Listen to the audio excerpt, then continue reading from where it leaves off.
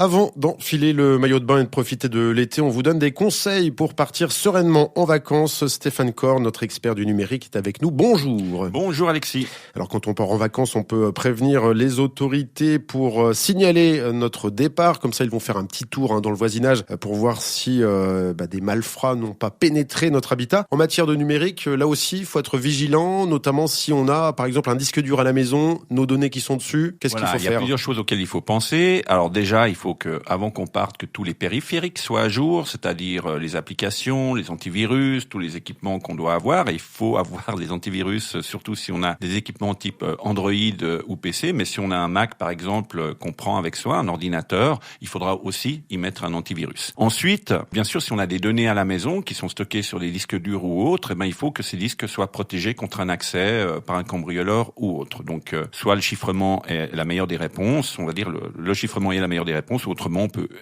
s'assurer qu'il soit protégé au moyen d'un mot de passe. Vous contactez notre banquier pour louer un coffre-fort. Alors oui, on pourrait le faire, mais peut-être qu'il faut pas aller jusque-là non plus.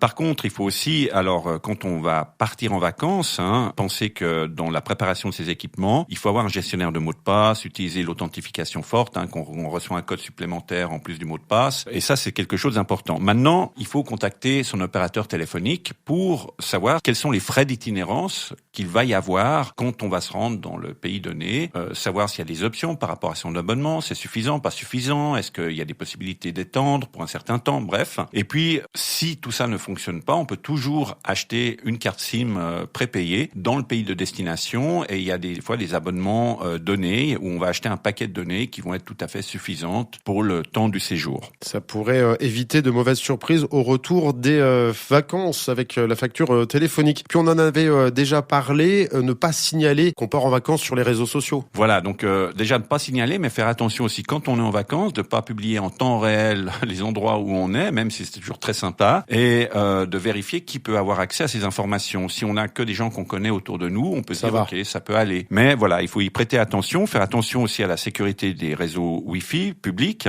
utiliser ce qu'on appelle un VPN, donc c'est un service qui offre en fait une forme d'accès sécurisé au site internet qu'on va côtoyer. Si tout d'un coup on doit faire par exemple un paiement, il faut absolument utiliser un VPN, et puis se dire que tout réseau qu'on ne connaît pas est un réseau qui peut représenter un certain risque. Dans certains pays, l'utilisation même de cet outil de sécurité pourrait être proscrite, le VPN. Donc là aussi, il faut se renseigner un petit peu. Attention aussi, peut-être de prendre avec soi une copie de documents officiels. Quand je dis prendre avec soi, c'est peut-être l'héberger sur un service type K-Drive ou autre, c'est-à-dire qu'il y a des services d'hébergement de données où la société Proton, qui est basée en Suisse et qui est une société suisse qui offre beaucoup de services de haute sécurité, et avoir une copie de son passeport, permis de conduire, des choses comme ça, numérisées, protégées sur ces espaces, peut être éventuellement utile. Et une dernière chose, faire attention aussi à l'aspect de la sécurité physique des périphériques dans sa chambre d'hôtel, et puis à pas charger son téléphone n'importe où non plus, parce que en utilisant des fois les stations de recharge qui sont disponibles publiquement, on peut